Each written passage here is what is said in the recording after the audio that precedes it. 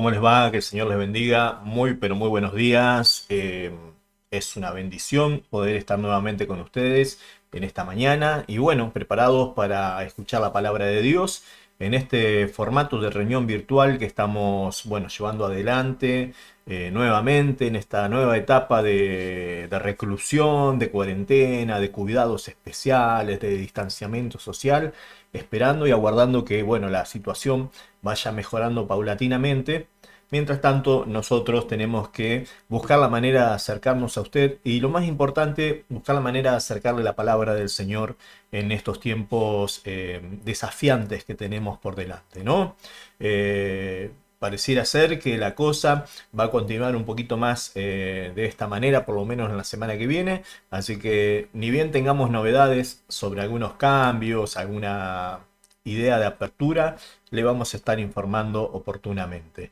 Bueno, es un gusto poder estar nuevamente ya sacando de lado las circunstancias que nos rodean, la situación que estamos viviendo, que a usted no le es ajena igual que a nosotros. Estamos todos muy felices de poder compartir en esta mañana. Eh, Quisiera invitarle a que usted en este momento pueda predisponer el corazón para escuchar la palabra de Dios. Imagínense que, bueno, nosotros acá desde casa vamos a estar tratando de sobrellevar esto lo mejor que se pueda, así que cualquier cosita nos avisa si tenemos algún problema técnico o algo por el estilo. Hoy esperamos que realmente Dios pueda estar siendo propicio para nosotros en cuanto a la transmisión y a todo lo que hace a la puesta en escena, ¿no? De este mensaje, de esta reunión. Así que sin más, ¿qué le parece si ya nos adentramos a lo que es la palabra del Señor? No sin antes hacer una oración de agradecimiento al Señor.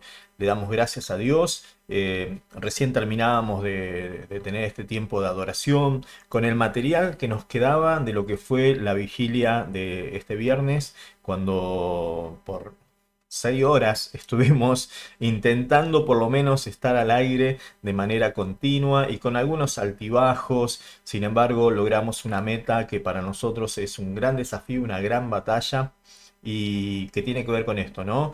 Con poder dar un paso hacia adelante en el cumplimiento de aquello que nos hemos propuesto como desafío en la iglesia y tiene que ver con esto, ¿no? Si bien estamos nosotros contentos y alegres en la esperanza de todas las promesas del Señor y de la realidad de- de la presencia de Dios con nosotros y en nosotros, sabemos que también a medida que van aumentando las tribulaciones, nos vamos haciendo fuertes en paciencia y en confianza y en espera del Señor. Pero también nos tenemos que hacer fuerte en la oración y tenemos que realmente dar pasos hacia adelante en cuanto a la constancia en la oración. Y la vigilia de este viernes, donde gracias a Dios han sumado muchos hermanos, donde fue un tiempo muy lindo. La plataforma de Zoom estuvo a full todo el tiempo y durante 6 horas, a partir de las 18 hasta las 24 horas más o menos, más que menos seguramente, fue un tiempo de oración muy, pero muy bueno, ¿no? Lo cual nos marca una pauta, ¿no? Si aumentan los problemas, creo que la clave está en aumentar también la intensidad de la oración. Y la intensidad de la oración no solamente se mide en el fervor, sino también en el tiempo. Así que creo que en esto hemos dado un gran paso para la gloria del Señor y estamos muy felices con eso. Y bueno, nos quedaba algo de material que los chicos habían preparado y no queremos dejar de compartirlo con ustedes. Tanto ahora como esta tarde vamos a estar también siguiendo en este espíritu de adoración y en este espíritu de oración también. Y como no, como no podía ser de otra manera, estaba reflexionando en una palabra que el Señor me había hablado en estos días, que quiero compartírselo a la iglesia, que me parece que va a ser medular para nosotros. Así que le voy a pedir que usted preste mucha atención, porque así como estamos conscientes de que estamos en tiempos de batallas, hay tiempos, en tiempos de guerra, ¿no? Hay lecciones que podemos aprender de estas batallas. Y bueno, creo que nosotros deberíamos poder tener la amplitud espiritual y la visión lo suficientemente grande como para poder ver no solamente a Dios obrando, aún a pesar de todas estas cuestiones, sino también obrando, mejor dicho, las lecciones que nos dejan estas batallas que nos tocan afrontar. ¿Se ha ganado una batalla en oración el viernes? Seguramente que sí. pero no debemos desconocer que hay actores y hay factores que complementan o que forman parte de toda una circunstancia de desafío, y nosotros tenemos que tenerlos presentes para poder identificar cada uno de esos factores. Y así que bueno, vamos a orar y luego vamos a abrir la palabra del Señor y dejar que el Espíritu pueda fluir con naturalidad y de manera especial en la vida de cada uno de ustedes. Amén. Yo le invito a que podamos hacer una oración en conjunto allí donde está. Padre, en el nombre de Jesús, quiero darte gracias por esta mañana y rogarte, Señor, que tu bendición pueda estar sobre la Iglesia Nueva Vida de manera especial, que nos guardes, que nos libre de todo mal y por sobre todas las cosas que tu cuidado y tu presencia se hagan manifiestas, Señor, a través de la vida de cada uno de los que componen esta hermosa familia, Señor, que has levantado aquí en Santa Fe. Yo bendigo, Señor, la vida de cada uno de los que están conectados, sus familias, en esta hora, Señor, los que están en necesidad en cuanto a salud, en cuanto a problemas económicos, familiares, en el nombre de Jesús, que tú puedas darles victoria sobre cada una de las batallas que afrontan y enfrentan en su vida en este momento. Y te pido en el nombre de Jesús que puedas darnos claridad a la hora de abrir tu palabra y entendimiento para saber qué es lo que quieres hablarnos a nosotros y cuáles son los pasos que tenemos que dar. En el nombre de Jesús. Amén. Bueno, entonces sin más vuelta vamos a ir a la palabra del Señor. Yo voy preparando acá el versículo bíblico y le animo que usted pueda tomar notas si quiere o leer bien la historia que vamos a estar leyendo ahora. Son 8 versículos que vamos a leer, una historia que está en el Antiguo Testamento, más precisamente en el libro de Éxodo, y tiene que ver con la historia del pueblo de Israel recién salidito de Egipto, ¿no? Recién liberados. Y bueno, cómo se enfrentaron a la primera batalla propiamente dicha que les tocó sobrellevar o enfrentar de alguna manera. Así que bueno, vamos adelante y leemos este pasaje bíblico, ¿no? Éxodo capítulo 18, capítulo 17, Éxodo 17, vamos a leer a partir del versículo número 8. Y dice así, miren. Mientras el pueblo de Israel aún se encontraba en Refidim, los guerreros de Amalek lo atacaron. Así que Moisés le ordenó a Josué: escoge algunos hombres para salir a pelear contra el ejército de Amalek. Mañana yo estaré en la cima de la colina sosteniendo la vara de Dios en mi mano. Y Josué hizo lo que Moisés le ordenó y peleó contra el ejército de Amalek, entre tanto que Moisés, Aarón y Hur subieron a la cima de una colina cercana. Mientras Moisés sostenía en alto la vara en su mano, los israelitas vencían, pero cuando él bajaba la mano, dominaban los amalecitas. Pronto se le cansaron tanto los brazos que ya no podía sostenerlos en alto. Así que Aarón y Hur le pusieron una piedra a Moisés para que se sentara. Luego separaron a cada lado de Moisés y le sostuvieron las manos en alto. Así sus manos se mantuvieron firmes hasta la puesta del sol, y como resultado Josué aplastó al ejército de Amalek en la batalla. Después de la victoria, el Señor dio a Moisés las siguientes instrucciones: escribe esto en un rollo para que sea un recuerdo perpetuo, y léelo en voz alta a Josué. Yo borraré por completo la memoria de Amalek de debajo del cielo. Y entonces Moisés edificó un altar en ese lugar y lo llamó Jehová Nisi, que significa el Señor es mi estandarte.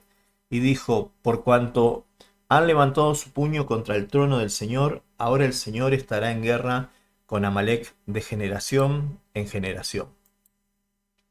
Esta historia creo que ya la hemos visto y seguramente usted ya la ha leído en algún momento, ¿no? Y es la historia de la batalla que tuvo que enfrentar el pueblo de Israel cuando iba de camino al monte Sinaí, saliendo de Egipto, ¿no? Después de haber sido liberado por Faraón, de haber cruzado el Mar Rojo. Bueno, pasó un par de cuestiones ahí también con el pueblo, ¿no? Sin embargo, acá ellos se enfrentaban a lo que sería la primera gran batalla propiamente dicha. Y nada más y nada menos que contra los amalecitas, que se convertirían en los enemigos tradicionales del pueblo de Israel, ¿no? Esta es la primera batalla que tuvo que enfrentar Israel, pero no sería la última. Em, Ahora, la clave de esta batalla, porque guerra la tiene todo el mundo, ¿no? Y batalla, si podemos ver en la Biblia las batallas que ha tocado pelear al pueblo de Dios, vamos a ver que hay cantidad. Ahora, ¿cuál es la clave de esta batalla puntualmente? Es la manera en que se logró la victoria. Y de allí nosotros podemos rescatar algunas lecciones espirituales que nos pueden llegar a, a bendecir y a dar herramientas también para enfrentar o afrontar nuestras batallas personales, ¿no? Ahora fíjense que esta es una crisis diferente que está enfrentando el pueblo de Dios, recién liberado de Egipto, y se tiene que enfrentar con una batalla de este calibre. Ya había enfrentado una serie de desafíos, ¿no? Primeramente, la persecución de Faraón, porque una vez que lo liberó, después los quiso volver a agarrar de vuelta o los quiso matar directamente. La liberación del Señor cuando abrió el Mar Rojo, ¿no? Y después, bueno, el camino en el desierto. Y en el desierto hubo una serie de crisis que tenían que ver con el pueblo de Dios. ¿Se acuerda el caso de las codornices, del maná? Y el último que veíamos es el del agua que sale de la roca, que es la historia que precede a esta. Ahí en el mismo capítulo 17, los primeros versículos nos habla acerca del agua de la roca, ¿no? Son todas crisis que tuvo que enfrentar, ¿no? El hambre, la sed, la persecución, y siempre tenían una reacción bastante parecida a los israelitas en esos tiempos de crisis. ¿Qué hacían? Murmuraban, se quejaban, se ponían mal, tenían ganas de volver de vuelta al pasado, ¿no? Y sin embargo, esta batalla o esta crisis que les toca enfrentar nueva, los agarra a ellos con una actitud diferente. Vamos a ver que a lo largo del relato, en ningún momento cuando se produce el ataque de Amalek, escuchamos al pueblo de Dios quejarse o con ganas de volverse para atrás o murmurando en contra de sus líderes, algo que era habitual de ellos, pero sin embargo en este caso no lo hacen, ¿no? Lo cual es un llamador de atención también para nosotros, porque llega un momento de la vida en el cual vos te tenés que unir y llega un momento en la vida en el cual vos tenés que empezar a dejar de mirar tu propio ombligo y empezar a darte cuenta que hay un problema que es más grande, que estamos todos metidos en esto y que con quejarnos no vamos a ganar nada, sino hay que tratar de buscar una estrategia lo suficientemente buena entre todos, y si hay una dirección que se está marcando, tratar de seguir esa dirección sin anteponer mis propias opiniones personales, mis propias ambiciones personales inclusive. ¿Por qué? Porque hay una batalla que hay que ganar y no es tiempo, no es momento para que cada uno esté en sus propias mezquindades, en sus propios intereses. ¿Por qué? Porque en esto nos jugamos la vida todo.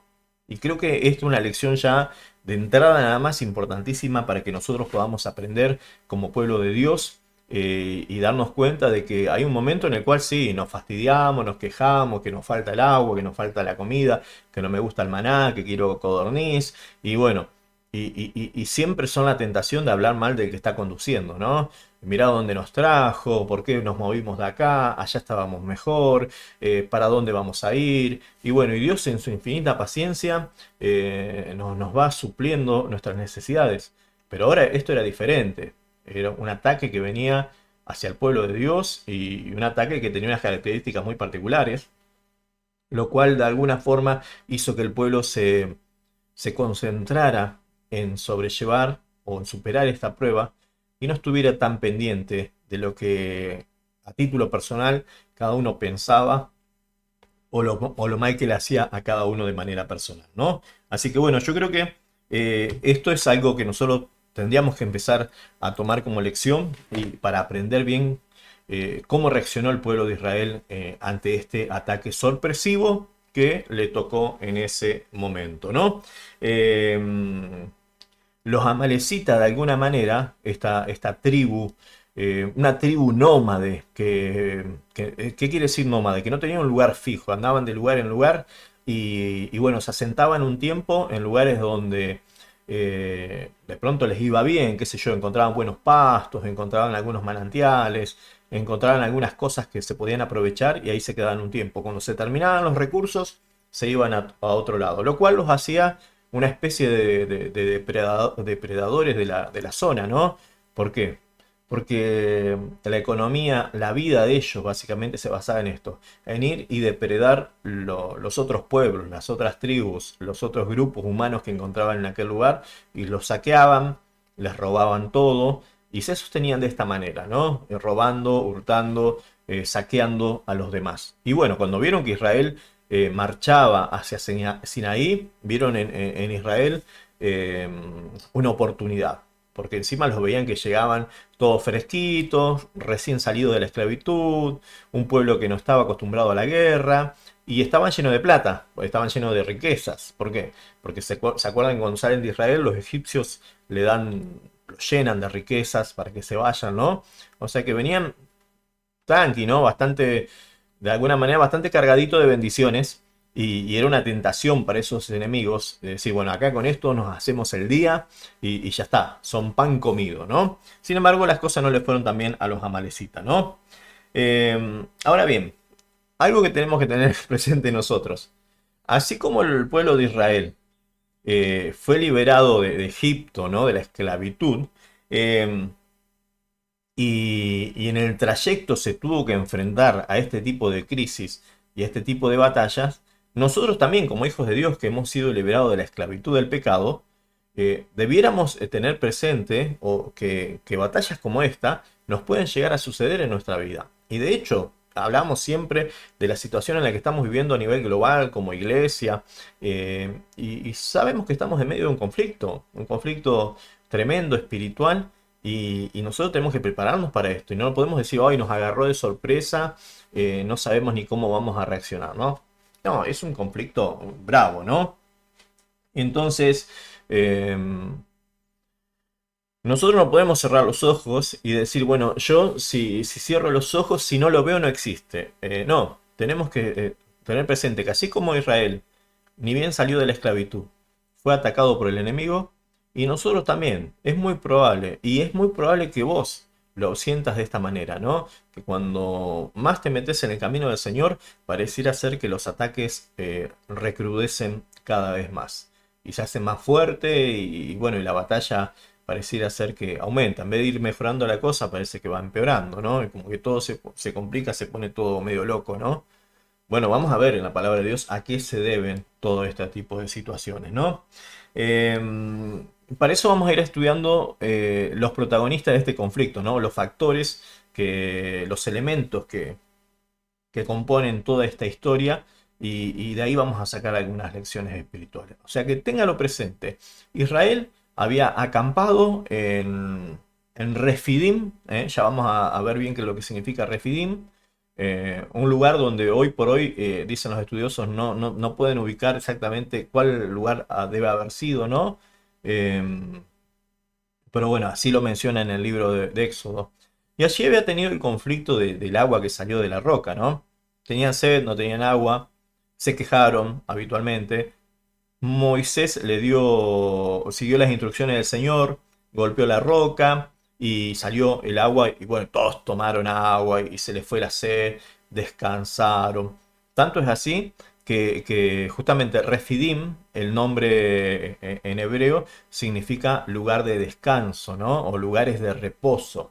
Qué lindo nombre. Ahora bien, otra acepción otro significado que algunos estudiosos le adjudican al término Refidim, téngalo presente porque esto le va a quedar acá en la cabeza, nunca más se va a olvidar del Refidim, es Refidim como un lugar también que, que tiene connotación de dispersión.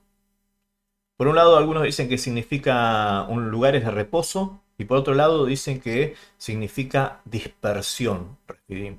Bueno, ¿cuál es el significado real? Exactamente no lo sabemos porque el término en hebreo da para cualquiera de las dos interpretaciones. Y en este caso, y en esta historia, y en este momento para nosotros como iglesia, vamos a ver que aplican las dos interpretaciones para nuestra vida. Y en eso vamos a desafiarnos en esta mañana, ¿no? Hablábamos de Amalek. ¿Quién era Amalek? Amalek era una tribu nómade, como habíamos dicho, que eran descendientes de Esaú. Esaú, ¿quién era Esaú? El otro hermano de Jacob, ¿se acuerda? Que había en su momento rechazado la primogenitura del Señor y lo había cambiado por un plato de lentejas, por un guiso, porque tenía hambre, ¿no? Y con tal de satisfacer ese hambre humano, carnal, él estuvo dispuesto a renunciar a todas las cosas espirituales para darle supremacía o preeminencia, mejor dicho, a la carne en su vida. Satisfacer lo humano nada más, la necesidad del momento, el ya, el ahora. Ah, no me interesa el futuro. Bueno, esa es la historia de Saúl, que algún día la podíamos estar mirando un poquito. No nos gusta mucho porque es bastante bajoneante la historia de Saúl, pero es la realidad. Bueno, tuvo hijos y justamente de su descendencia nace quien sería Amalek, bueno, todo el linaje de los amalecitas que se convertirían en adversarios del pueblo de Dios por toda esa historia y no. Pero sin embargo, decimos que Amalek de alguna manera representa todo lo que tiene que ver con la carnalidad, todo lo que tiene que ver con la naturaleza humana que se quiere sobreponer sobre la espiritualidad del hombre. Esa batalla continua, ¿no? Jesús, el apóstol Pablo decía que en la palabra del Señor, en una de sus epístolas, decía que el espíritu siempre está en contraposición de la carne y la carne a su vez está en contraposición del espíritu, ¿no? Entonces, conforme uno vaya dándole más espacio a uno o al otro, ese va a tener más preeminencia en la vida de las personas, ¿no? Entonces, Amalek representa todo lo que tiene que ver con lo carnal, con lo humano, con lo del momento, lo querer satisfacer solamente los sentidos humanos nada más, sin pensar en lo trascendente y en lo espiritual. Y bueno, como todas las cosas de la carne, las cosas de la carne se mueren, las cosas de la carne terminan, son efímeras. Los placeres mundanos, los gustos que te podés dar en la vida. Un ratito te das el gusto y después volvés al mismo bajón de siempre si las cosas fundamentales de tu vida no están resueltas, ¿no? Entonces, porque lo nacido de la carne, carne es. Eso lo decía el Señor en Juan capítulo 3, cuando hablaba con Nicodemo, ¿no? Entonces, ahora bien, si bien Amalek se representa o se expone o se presenta como la manifestación de la carne que constantemente busca atacar al pueblo de Dios que quiere avanzar o al hombre de Dios que quiere avanzar hacia su tierra prometida, hacia su progreso, hacia su reposo espiritual, hacia alcanzar su meta, y siempre tenés ahí la carne haciendo fuerza para que no llegues. La verdad es que si uno se pone a leer bien el texto, más allá de ese simbolismo espiritual que le damos siempre, la verdad es que desde los orígenes Amalek siempre estuvo en guerra contra Israel, ¿no? Desde el mismo momento en que Jacob y Esaú se pelearon, ¿no? Y representa también todo aquello que está en oposición al pueblo de Dios, todo lo que se opone, ¿no? Lo que quiere ponerle trabas, lo que no va a dejar que el pueblo de Dios avance, que progrese, y si es posible los quiere borrar de la faz de la tierra. O sea, Satanás mismo atrás de todo esto. Y es así, porque Satanás, usando la carne, muchas veces va a tratar de impedir que vos progreses en tu vida espiritual, alcances tu meta. O sea, mi carne, mi naturaleza humana como instrumento del enemigo para perjudicarme a mí mismo, perjudicar a tu familia, perjudicar a la iglesia. Entonces, si tu vida es derrotada por este enemigo, Amalek, es muy probable que te quedes a mitad de camino en el desierto y no llegues a alcanzar tu meta.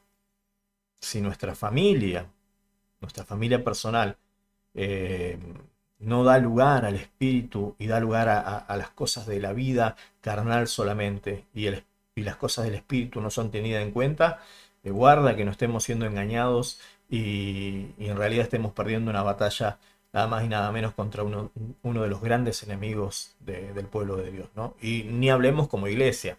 Si como iglesia le empezamos a dar lugar o no entendemos, no somos entendidos en las cosas que están ocurriendo y la carne va ganando lugar en todo momento, y bueno, difícilmente lleguemos al cumplimiento de alguna meta, alguna visión, algún propósito. Eh, nosotros, ¿no? Bueno, Satanás es muy sutil en estas cosas, yo creo que no hace falta que se lo diga, ¿no? Ataca a su pueblo y el arma que mejor le sirve tiene que ver con su pueblo mismo, es así, los aspectos carnales de la vida del hombre, ya sea en la vida personal de alguien o también en la vida de comunidad o en la iglesia, ¿no? Entonces, fíjense que algo a tener en cuenta, ¿no? El momento en que Amalek atacó, ¿no? Dice que cuando ellos estaban en ese momento en el lugar de reposo. ¿Qué había pasado? Ellos habían tenido un altercado con Moisés y con Dios. En realidad dice que habían tenido un altercado con Dios. Los versículos anteriores del capítulo 17 nos habla del episodio del agua que sale de la roca. ¿Se acuerdan que estaban muertos de sed? Se estaban quejando, murmuraban contra Moisés nuevamente. Y bueno, y Dios le da el agua, ¿no? Ahora bien, ellos habían llegado a un lugar que se llamaba Refidim, que significaba lugares de reposo. Ahora, por la actitud de ellos, en ese momento ese lugar tuvo otra connotación también, cambió el nombre y se terminaron llamando Meriba, que quiere decir rencilla, problemas. Fíjense, lugares que podrían ser de descanso, por las malas actitudes terminan siendo lugares de problemas, ¿no? De pronto Dios tiene un lugar de descanso para nosotros y nosotros como somos quejones, como somos apáticos, como murmuramos, terminamos transformando ese lugar que debiera ser un lugar de descanso, lo transformamos en un lugar de problemas, de rencillas, de peleas, de altercados. Y bueno, después te terminas quedando a vivir en un ambiente así y seguramente está preparado el ambiente para que la carne venga y ataque de todas las maneras posibles, ¿no? Entonces Dios te pone en un lugar de descanso, pero yo soy quejón y no me gusta y tengo problema con mi líder, tengo problema con mi autoridad, tengo problema con la bendición que Dios todavía no me da y me quejo. Y bueno, termino transformando ese lugar en un lugar de queja, de problema, de rencillas, ¿no? Y, y cuando yo le quito, vamos a decir, descalifico, menosprecio, eh, ya no es lo mismo descansar en un lugar donde solamente hay problemas todos los días. No es lo mismo. Entonces, y la puerta se abre. Se abre la puerta para que el enemigo pueda entrar por el lado en que menos los esperás, ¿no? Yo iba a poner el versículo, perdonen que señale para allá, pero que allá tenía la computadora, de Deuteronomio capítulo 25, versículo 18, pero bueno, no lo puse al final, así que no se lo voy a leer nada más, para que ustedes se den una idea de cómo fue el ataque de Amalek al pueblo de Israel en ese momento, ¿no? Dice así, versículo 18, dice, de cómo te salió al encuentro en el camino y te desbarató la retaguardia. Miren por dónde atacó en ese momento Amalek, ¿no? Dice, la retaguardia de todos los débiles que iban detrás de ti, cuando tú estabas cansado y trabajado y no tuvo ningún temor de Dios. ¿Cuándo atacó Amalek al pueblo de Dios? Cuando ellos estaban débiles. Y atacó por el lado más débil. Antiguamente en la caravana, o en una marcha específicamente de este estilo, los que iban adelante iban los guerreros, los más preparados, los más jóvenes, como punta de lanza, por si tenían que enfrentar algún peligro que se les apareciera en el momento. Y atrás iban los más débiles, los niños, los ancianos, los que estaban enfermos, y era el lugar que había que tener un cuidado, ¿no? Bueno, el diablo, el enemigo, la carne, buscó entrar por el lado más débil. ¿Por qué? Porque el lado más fuerte todavía estaba pensando, en vez de pensar que tenía que llegar a Sinaí, todavía estaba ahí medio conflictuado con las cosas del Señor, porque recién había terminado de tener un problemita con el Señor por el tema de la agüita. ¿Se acuerdan? Entonces, eh, fíjense lo estratégico que puede ser el enemigo, ¿no? Lo sutil que puede ser, ¿no? El diablo los dejó venir, venir, venir, venir, y cuando llegaron a un lugar de reposo, ahí es donde los atacó. Un lugar donde ellos deberían estar más descansados, sin embargo estaban cansados, estaban débiles, estaban trabajados, dice la palabra de Dios, ¿no? Y bueno, ahí es donde atacó el diablo. Ahora bien, Fíjense que acá hay algo que es importante, no sé si usted lo ha pensado, pero piénselo en la historia, qué similitud que hay con la historia del creyente en esto, ¿no? Eh, el pueblo de Dios había recibido el maná, el alimento espiritual, que es un tipo o es una figura de nada más y nada menos que de Cristo descendiendo del cielo, una figura, una comparación, ¿no? Una metáfora de Cristo descendiendo del cielo para el pueblo, ¿no? Como el alimento espiritual. Y tomaron el agua que salía de la roca. La roca es Cristo y ese agua que brotaba es nada más y nada menos que el Espíritu Santo. Y entonces ellos ya debieran estar más descansados, más refrescados por ese agua que habían tomado. Y en ese momento ataca a Amalek. Y esto me hace ver un poco cómo es la secuencia de la vida espiritual, ¿no? Nosotros recibimos ese pan del cielo que nos da vida, nos apoyamos en la roca, que es Cristo, y tomamos del Espíritu que Cristo nos da, e inmediatamente vienen los ataques del diablo. ¿No le pasa así a usted también en su vida? Pareciera ser, es parte del progreso de la vida espiritual de cada uno de nosotros, ¿no? Entonces es natural que pase esto. Conociste al Señor hace poco, en cuarentena, todavía no te pudiste integrar al 100% en la iglesia, estás medio como saliendo en el desierto que no sabes para dónde agarrar, sabes que saliste de un lado que te estaba arruinando y sabes que Dios te está llevando un rumbo de bendición y probaste el maná, probaste la roca, encontraste firmeza en Cristo, probaste el agua que salía de la bendición de Dios, del Espíritu brotando para vos, y ahora viene el ataque del enemigo. Y sí, le pasó al pueblo de Dios, es muy probable que también le pase a tu vida, nos pase a nosotros también, ¿no? Esto de ser atacados por el enemigo del pueblo de Dios. Esa era una observación que quería dejarles nada más, que lo había notado por acá, para que tengamos presente que cuando uno recibe de las cuestiones o de las cosas espirituales, junto con eso viene también el conflicto, viene la guerra espiritual. Por eso hablamos de la guerra espiritual en este punto, ¿no? Eh, recibiste más de Dios, es muy probable que también se acrecienten los conflictos y los desafíos, ¿no? ¿Por qué? Porque cuanto más recibís vos del Espíritu, más tu carne, tu naturaleza carnal, se resiste a eso que viene. Y ahí es donde se genera el conflicto, el choque, ¿no? Se oponen entre sí, dice Gálatas 5:17, ¿no? Para que no hagamos lo que querramos nosotros.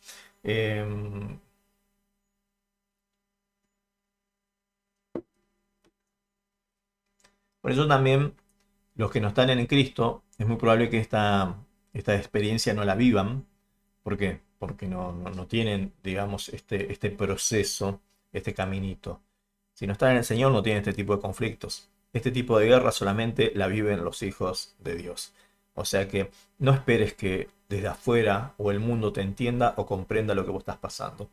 Porque este tipo de experiencia o este tipo de conflictos espirituales solamente lo viven los, los hijos del Señor, ¿no? Ahora bien, vemos que el conflicto fue tremendo. eh, Ellos llegaron, atacaron de sorpresa. eh, y bueno, pareciera ser que era el momento en el cual el pueblo de Dios se encontraba en grandes problemas, pero sin embargo Dios le dio la victoria y no los iba a dejar perecer a manos de ese enemigo que los atacó a traición, sino que les iba a dar la victoria. Y bueno, acá vamos a ver un poco la estrategia de la victoria del Señor, de la guerra que el Señor llevó adelante para darle la victoria a su pueblo, ¿no? Em, a tener en cuenta lo siguiente, para que tengamos presente esto. Los muchachos estaban descansando, estaban reposando, y a veces hay que tener en cuenta esto, ¿no? Uno puede descansar, puede reposar, pero siempre tiene que estar alerta, siempre tiene que estar en guardia, no bajar la guardia. Porque si nos relajamos demasiado, si nos descansamos mucho, y es muy probable que el enemigo también vea ahí oportunidades para empezar a generar algún conflicto. Y por otro lado, fíjense que yo les había dicho que Refidín tenía por lo menos dos acepciones el significado de su nombre, que tenía que ver con lugares de descanso y con dispersiones. Y es muy probable que el enemigo ahí, aun cuando hayas recibido del Espíritu Santo, el enemigo quiera venir y atacar tu vida con el ánimo de dispersar a todo el pueblo de Dios. ¿Por qué? Porque el pueblo de Dios disperso, por mucho que haya recibido del Espíritu Santo, ese fuego que se dispersa, se disipa, tarde o temprano se termina apagando. La fuerza del pueblo de Dios, ¿dónde estaba? En que estaban juntos, en que estaban unidos. Y de alguna manera era lo que había que mantener. No permitir que el enemigo los disperse. No permitir que el enemigo los disperse con cosas de la carne, metiéndose por el lado más débil. Los lados débiles se tienen que fortalecer. Es así. No se tienen que dejar débiles. Porque el enemigo sabemos que va a tratar siempre de entrar por aquellos lugares, ¿no? Entonces, ¿cómo se llevó adelante la derrota a Amalek?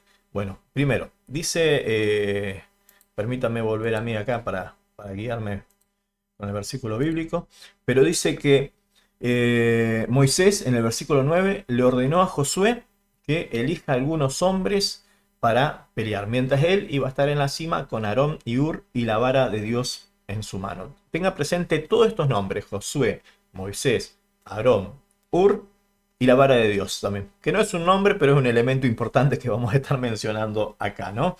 Bueno, acá aparece por primera vez Josué, que es la primera vez que se lo menciona. ¿Qué sabemos de Josué nosotros? Que era un general del ejército del Señor, un comandante, un líder, ¿no es cierto?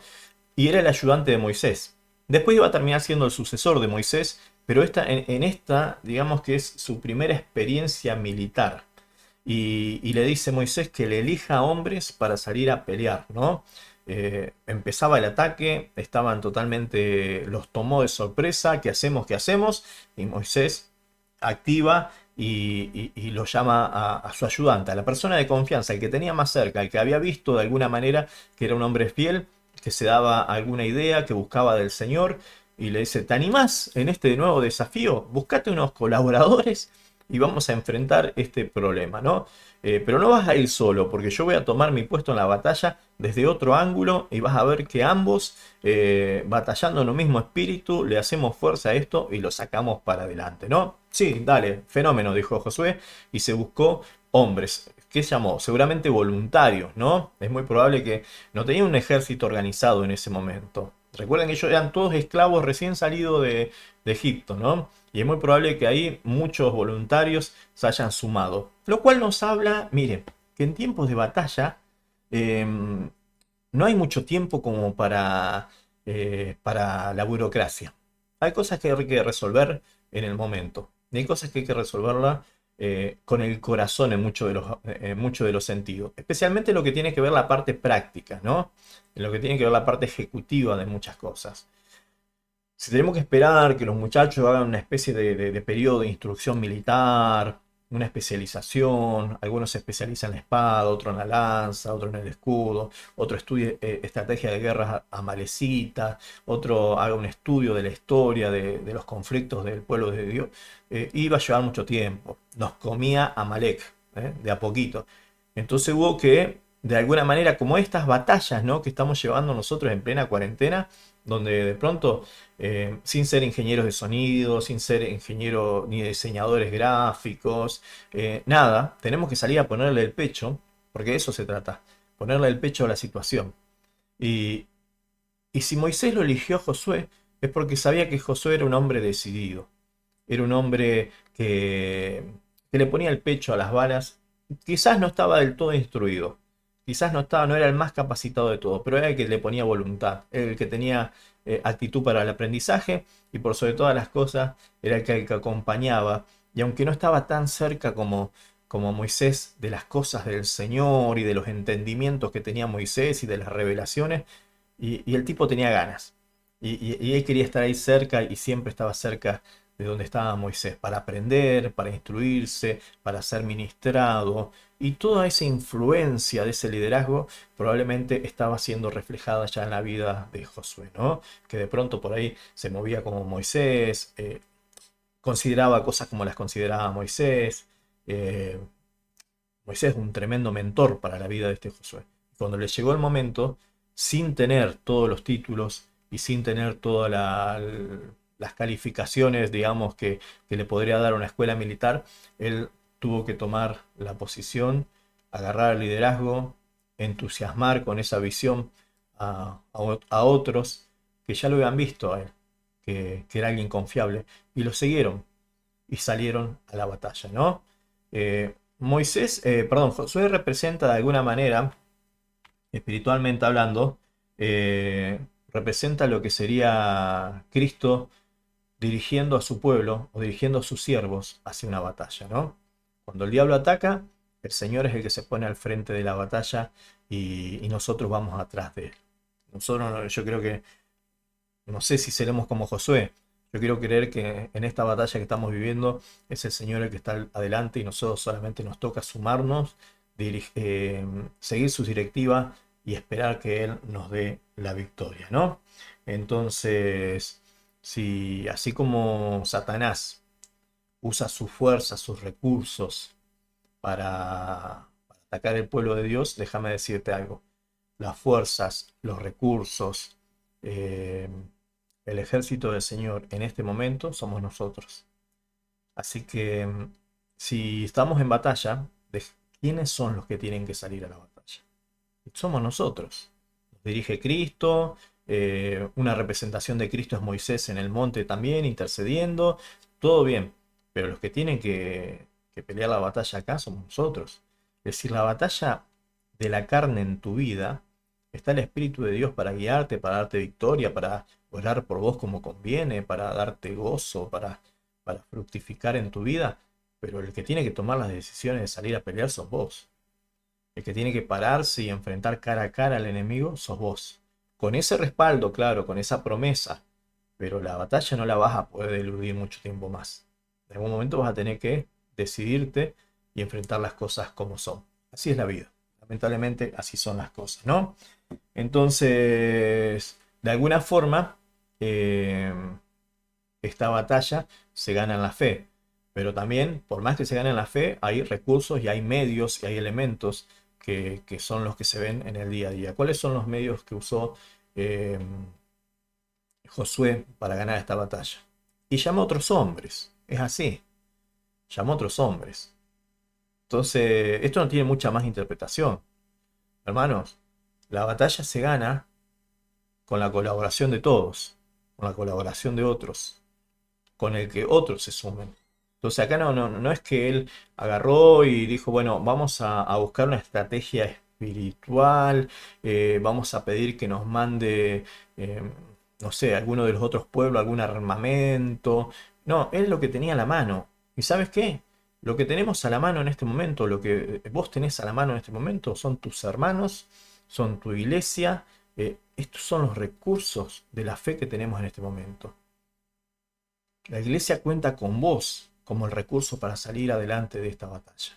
Entonces vos contás con la iglesia también.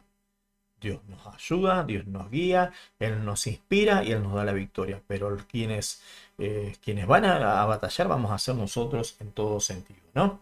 Entonces, ¿qué hizo Josué? Salió a pelear contra Amalek. Versículo 10, salió y a pelear contra Amalek. No le dio mucha más vuelta, ¿no? No dijo, bueno, mire, antes hablemos con Amalek, veamos si podemos llegar a algún acuerdo. No, había una claridad. La batalla de la fe hay que pelearla. No hay que darle muchas vueltas al tema, ¿no? Entonces, si hay un desafío de fe, ese desafío de fe hay que enfrentarlo. Como en todas las cosas, ¿no?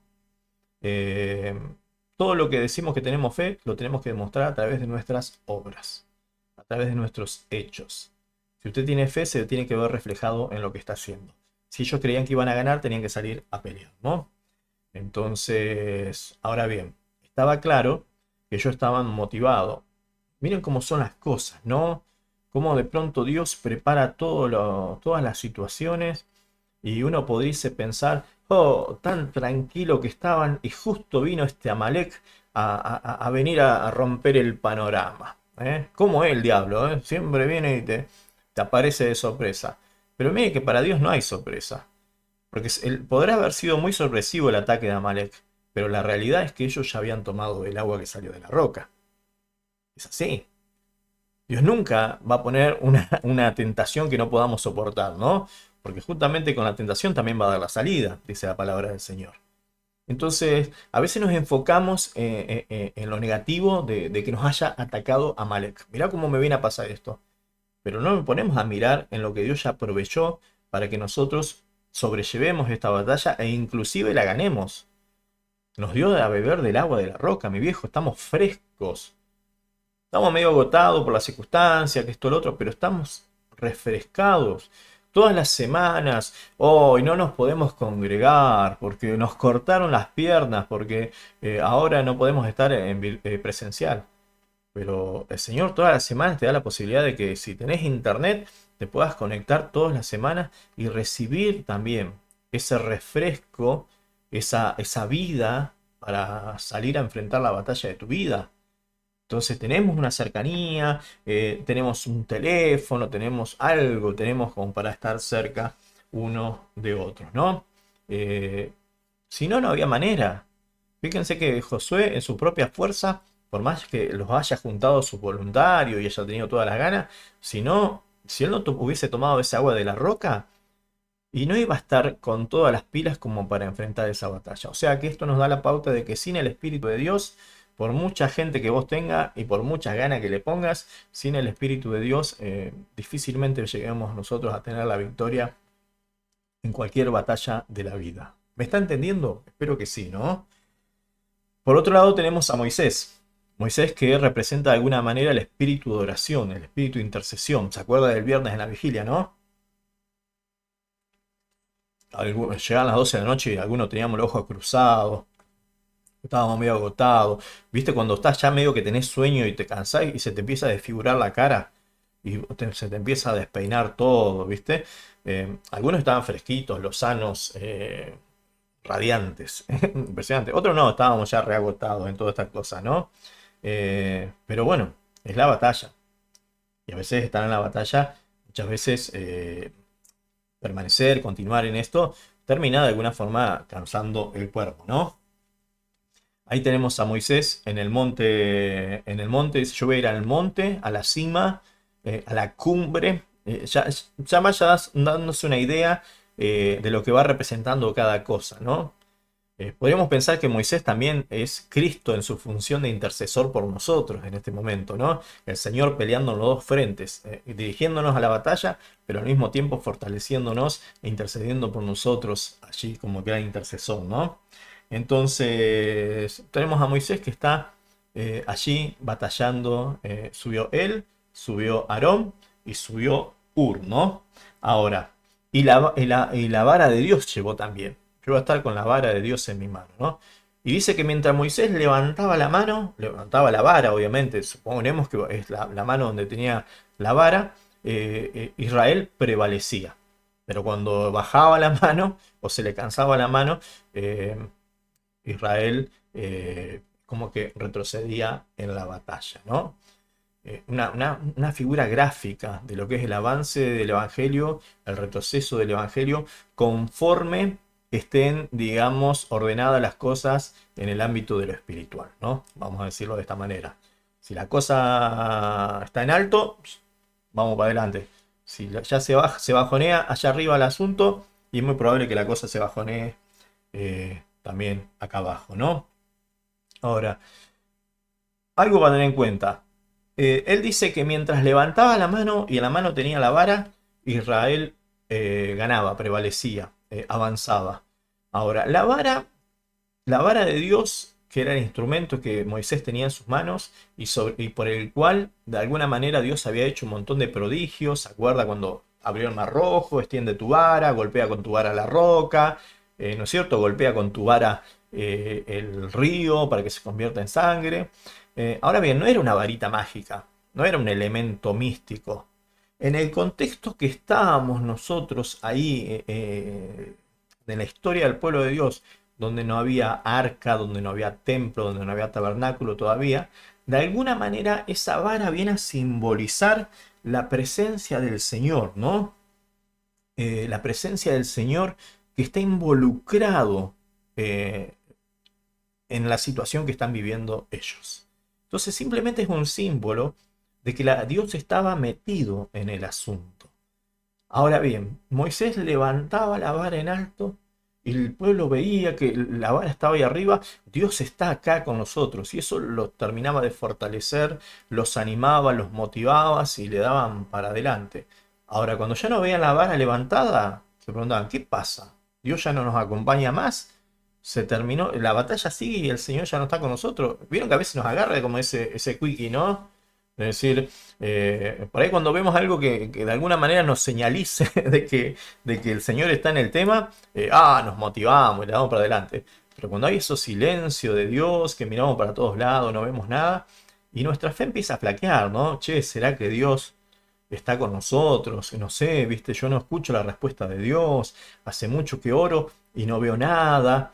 Entonces, imagínense que el estado de ánimo del pueblo en la batalla podía ser bastante fluctuante dependiendo de la conciencia que tengan cada uno de ellos sobre si Dios estaba con ellos o Dios no estaba con ellos en este momento, ¿no?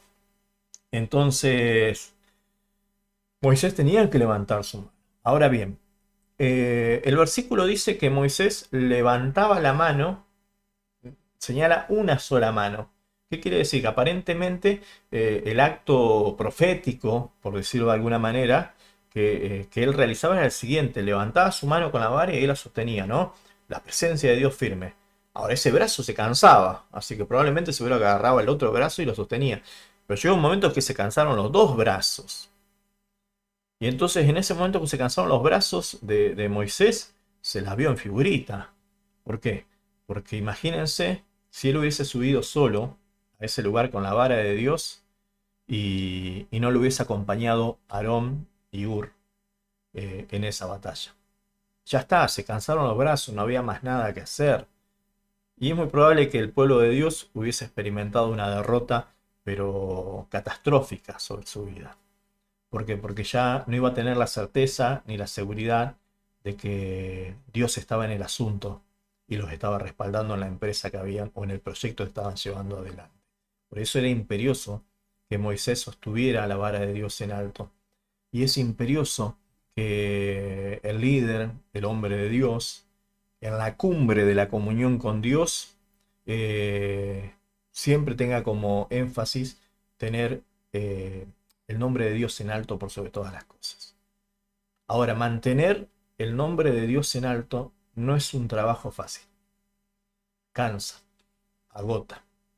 Todo el tiempo motivando, todo el tiempo tratando de que Dios sea el primero en todas las cosas, todo el tiempo de que el pueblo mire al Señor, no desvíe su mirada de Dios, intentando todo el tiempo de esta manera. Y sí, es algo que cansa, que agota. Y Moisés era un hombre, no era Dios. Y es muy probable que se haya cansado. Y si la batalla se extendía, porque a veces las crisis se extienden en el tiempo, y hasta el hombre más espiritual llega a cansarse y llega a agotarse. Y es ahí donde tiene que echar mano o ver que Dios pone a su lado también elementos, complementos, recursos, personas para, para poder sobrellevar también ese tiempo de crisis total que está viviendo. Porque tanto trabajo ministerial, tanta intercesión, tanto estar pendiente de que la presencia de Dios pueda estar siempre visible a los ojos de este pueblo, y termina cansándolo si la crisis se extiende en el tiempo, si la batalla se hace más larga de lo que uno espera, ¿no? Hablo, piensa en su vida personal también, ¿no? A veces también mantener el nombre de Dios tanto tiempo en alto, ser el único que hace fuerza, dice usted, el único que lleva adelante las banderas del Señor, y qué sé yo, hasta el más espiritual se termina de cansar, ¿no? Le pone el hombro, pero bueno, hasta uno se cansa. Pero bueno, ahí estaban Aarón y Hur, estos dos que tuvieron la voluntad de acompañarlo a Moisés en un momento como este, ¿no? Y Aarón y Hur tienen dos representaciones muy, muy importantes. Para empezar, ustedes saben que Aarón era hermano de Moisés. Y Hur, según dice la tradición hebrea, era cuñado de Moisés. Era el esposo de María, la otra hermana de Moisés. Entonces, había una cercanía, una familiaridad, una confianza. Y siempre está bueno tener a alguien cercano, alguien que te conozca, alguien en quien vos puedas también apoyarte en tu momento de debilidad, de frustración, alguien que pueda empatizar con vos, alguien que te haga el aguante en ese momento, ¿no? Y bueno, ahí la familia creo que estuvo al pie del cañón con Moisés de alguna manera para ayudarlo, ¿no? Pero ahora, las manos de Moisés pesaban, pero ahí estaban Aarón y Hur para sostenerlo, ¿no? Y ellos tienen un significado bastante especial y puntual que nos puede ayudar a nosotros también en este momento. Más allá de la ayuda humana que ellos le prestaron, que era de sostener sus brazos, que siempre usamos esta figura para decir que Dios levante más Aarón, más Hur para sostener los brazos de los pastores que se cansan. Bien, más allá de todo esto, hay un significado espiritual atrás de todo esto. Aarón simboliza el sacerdocio. Si bien todavía no había sido instituido como sacerdote, porque todavía no estaba legislado eso, pero él a futuro iba a ser el sumo sacerdote. Entonces significaba el sacerdocio. Y Ur, por el nombre que lleva, que el significado del nombre de Ur es blancura, representa todo lo que tiene que ver con pureza, con santidad, con integridad.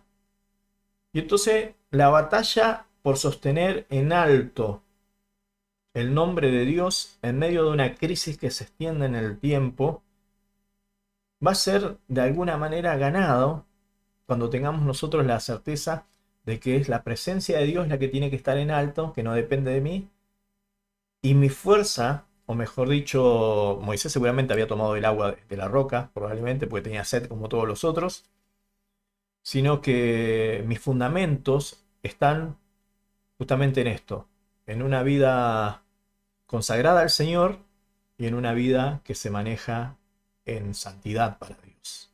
Entonces, apoyado sobre eso, entonces yo puedo permanecer, por más dura que sea la batalla y por más largo que sea la crisis, puedo permanecer firmes, porque dice así, a ver, el versículo número 12 creo que es, déjenme llegar hasta ahí, dice, pronto se cansaron tanto los brazos que no los podía sostener. Se lo voy a poner ahí para no estar leyendo de costado, dice, que ya no los podía sostener. Así que Aarón y Hur le pusieron una piedra a Moisés para que se sentara. Luego se pararon a cada lado de Moisés y le sostuvieron las manos en alto. Así sus manos se mantuvieron firmes hasta la puesta del sol. Todo el día prácticamente duró esa batalla, ¿no? Entonces, todo el día. Dicen algunos estudiosos, y a mí me gusta esta interpretación que he leído en algunos comentarios, es que de alguna manera Aarón y Hur también tienen otra acepción simbólica que nosotros podemos tomarla como para aplicarla a nuestra vida, que Aarón y Hur representan las promesas del Señor, sobre la cual nosotros podemos sostener nuestros brazos y aguantarnos, ¿no? Y puede ser, porque las promesas de Dios son poderosas para empezar, ¿no? Dice que ellos sostenían sus brazos y en medio de la batalla necesitas que alguien más fuerte que vos te esté aguantando, no alguien más débil.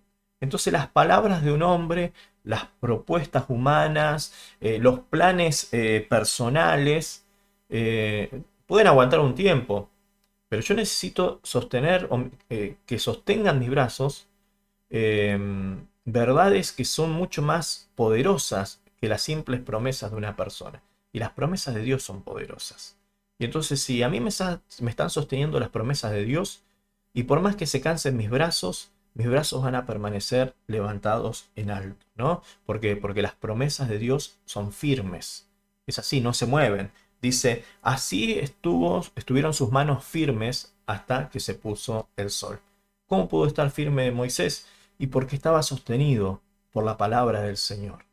Estaba sostenido por Aarón y Hur, que eran su gente de confianza, eran su cercanía. Estaba sostenido por dos principios o dos virtudes espirituales, dos cualidades espirituales esenciales que son la consagración y la santidad.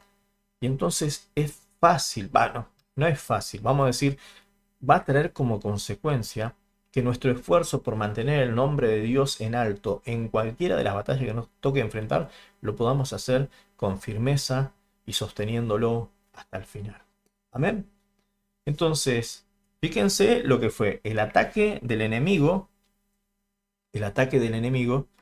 y lo que fue la estrategia del Señor. El enemigo tiene una estrategia. Es bastante predecible. Siempre va a ir por el lado más débil. Siempre va a atacar por tu debilidad, por tu flaqueza, por tu desánimo. Pero si vos ya tomaste agua de la roca, no permitas que ese ataque termine dispersándote, sino más bien que en fe te apoyes en el lugar que Dios te puso, que es un lugar de reposo espiritual, de descanso. Dios te va a dar la estrategia para que en una combinación de esfuerzo humano y provisión divina, nosotros podamos llevar adelante la batalla y la podamos no solamente enfrentar, sino también ganar. Y entonces como Josué, que puedas saber que con los recursos que contás, vos podés salir al frente mientras vos tengas claridad de que vos estás siguiendo una visión de parte del Señor. No pierdas tiempo, no te enrolles demasiado con cosas que en este momento quizás no tienen respuesta. Si hay que salir a pelear, vamos a salir a pelear. En el nombre de Jesús. Lo hizo David cuando se enfrentó al gigante. Si él se tenía que haber puesto a evaluar la factibilidad del proyecto que representaba terminar con Goliat. Y la lógica humana decía que él no tenía posibilidades. Pero sin embargo, él tuvo determinación y tuvo confianza en Dios. Y Josué tuvo confianza en la estrategia de Moisés. Vos salís a la batalla, yo voy a estar en el monte. Era una batalla que se libraba en dos frentes. Y una no era peor que la otra. De hecho, me atrevería a decir que la batalla de Moisés era más difícil que la de Josué, de alguna forma. Porque él estaba allí en el monte del Señor, tratando, en medio de una situación de caos que se vivía en el pueblo, al pastor le tocaba sostener el nombre de Dios en alto. No dejarse llevar por la crisis, la emoción, el pánico, que por ahí seguramente habrá venido sobre la vida de la mayoría, sino mantenerse firme con el nombre de Dios en alto. Él tenía la presencia del Señor y esa presencia de Dios en la vida de los pastores tiene que ser lo suficientemente visible como para inspirar al pueblo a que siga en la batalla hacia adelante, ¿no? ¿Le faltó fuerza? Claro que sí, porque es un ser humano, se cansa como todos los demás. Se cansa, se enferma, se contagia, le agarra gripe. Claro que sí. Pero ojalá que en esos momentos en el cual los brazos se cansan, encuentre quien pueda estar sosteniéndolos. Que esos que lo puedan estar sosteniéndolos sean aquellos que están cerca de él, que entiendan que es el puesto que les tocó en este momento en la batalla, que es la de ayudar a que el nombre de Dios sea levantado en alto. Que no estén ahí con la intención de decir si se cansa el pastor sigo yo. No, que sepan que el rol que tienen que tomar ahora es el de ayudar a sostener el nombre de Dios en alto, no hacer los que sostengan ellos. Porque cuando se confunden estos roles es donde empiezan los conflictos. Y una cosa es tener peleas en el pueblo, ahí cuando el conflicto ahí en la llanura, y otra cosa es cuando el conflicto se traslada al monte, ¿no? En la cúpula, en la dirigencia, donde los líderes están ahí medio, qué sé yo, conflictuados, riñendo, y en lo que tendría que ser un lugar de descanso es un lugar de riña, de rencilla, por el poder, por los puestos, por los ministerios. Y bueno, el nombre de Dios va a dejar de estar en alto porque vamos a estar tan ocupados en tratar de arreglar los problemas que tenemos en la cúpula que el pueblo de Dios va a empezar a mirar y va a ver que no está ahí la presencia de Dios y se va a desanimar. Y después nos preguntamos por qué le va como le va al pueblo de Dios, ¿no? ¿Por qué están perdidos? ¿Por qué están desorientados? ¿Por qué ganó la batalla la carne? ¿Por qué Satanás se ganó el lugar? ¿Por qué agarran y siguen a cualquier pastor? Y puede ser, qué sé yo, quizás los problemas están un poquito más arriba, ¿no? Pero bueno, entonces que tengas tus hombres de confianza que lo animen, que lo sostengan, que lo apoyen, que lo apuntalen y también que tenga claridad de que su vida consagrada, su vida en santidad, por más difícil y más cansadora que sea la obra del ministerio, lo va a mantener ahí, arriba, firme y alto, ¿no? Y confiando en las promesas del Señor, que son firmes, que son poderosas en todo momento. Una lección para terminar. ¿Cómo se va el tiempo, no? Para terminar, una lección importantísima para todo el pueblo de Dios. Dice que al terminar la batalla, Moisés, si quieren, miren, veamos un poquito el versículo bíblico ahí, lo voy a buscar para que todos eh, lo podamos leer a partir del versículo 14. Lea esto que es impresionante, dice. Después de la victoria, el Señor dio a Moisés las siguientes instrucciones. Eh, Escribe esto en un rollo, ¿no es cierto? Yo borraré por completo la memoria de Amalek de debajo del cielo. Y versículo 15 dice, entonces Moisés edificó un altar en ese lugar y lo llamó Jehová Nisi. Porque dijo, por cuanto ha levantado, que significa el Señor es mi estandarte. Cuando termina la batalla, ¿sabe lo que hace Moisés? Baja nuevamente al monte y establece un testimonio allí en dos tiempos. Primeramente, establece ese testimonio levantando un altar, ¿no? La presencia de Dios en ese lugar. Y al lugar lo llama el Señor es mi estandarte. Jehová Nisi. ¿Qué significado tiene para nosotros esto? Tiene un significado muy grande como lo tuvo para el pueblo de Dios en ese momento. ¿Saben qué? Eh, el propósito del enemigo fue atacar al pueblo de Dios cuando ellos estaban reposando y el ánimo era dispersarlos. Por eso Refidín, de alguna manera, tiene como significado la palabra, el nombre tiene como significado dispersar o dispersión, desparramarse, ¿no? Ese es el propósito del enemigo. Mediante sus ataques quiere dispersar al pueblo de Dios. Ahora, Moisés establece en ese lugar que el pueblo de Dios no se iba a dispersar, sino que se iba a embanderar en una causa. Y entonces le pone de nombre a ese altar, o a ese momento lo nombra Jehová Nisi, el Señor es mi bandera. ¿Por qué? Porque todo el pueblo se aglutina bajo una misma causa. Ya no va a andar disperso, ya no va a andar cada uno en su propio pensamiento, ya no se van a desparramar, porque saben que si se desparraman, si se pierden, si se separan del cuerpo, son presa fácil ya para todos los enemigos que lo rodean. Pero si están embanderados en la causa del Señor, si siguen sus propósitos, si continúan atrás de una misma visión, el Señor iba a levantar la bandera siempre y mirando esa bandera sabemos que estamos en la dirección correcta, ¿no?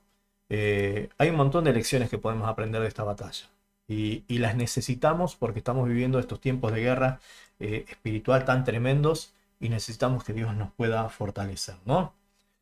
Así como la bandera bueno, dentro de poco ya vamos a entrar al mes de la bandera nosotros acá en Argentina, el 20 de junio si Dios quiere.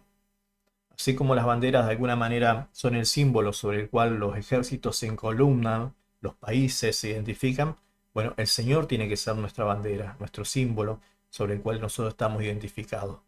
No un hombre, no una congregación, no una denominación, el Señor tiene que ser nuestra bandera. Entonces todos se pusieron a gritar, el Señor es nuestra bandera, y quizás en ese momento era su grito de guerra, ¿no? Y bueno, el altar de alguna manera servía para reconocer que la victoria que ellos habían tenido era una victoria que Dios le había dado, ¿no?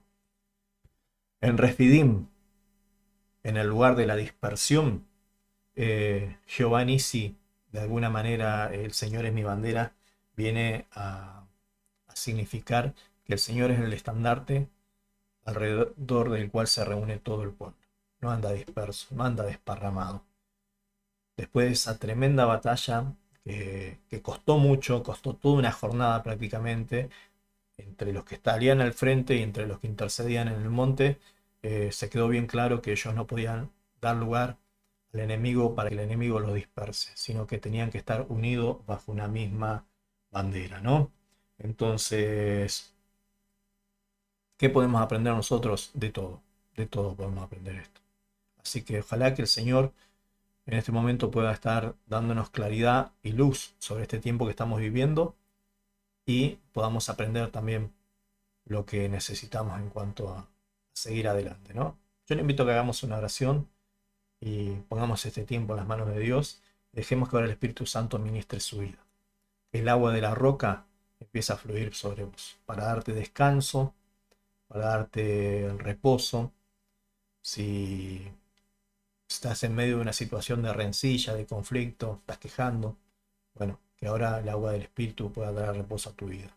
Si el enemigo ha venido a atacarte y sentís que te ha querido dispersar, desparramar, alejarte, bueno, que te embanderes nuevamente en la causa del Señor. Si sos de los que estás desafiado a salir a la batalla y tenés miedo por los recursos que tenés en la mano, salí igual, porque si esta comisión viene de parte de Dios, el Señor te va a dar las palabras, el Señor te va a dar las herramientas, y quédate tranquilo. Mira hacia el monte y vas a ver que allí están los que tienen que estar levantando el nombre del Señor en alto.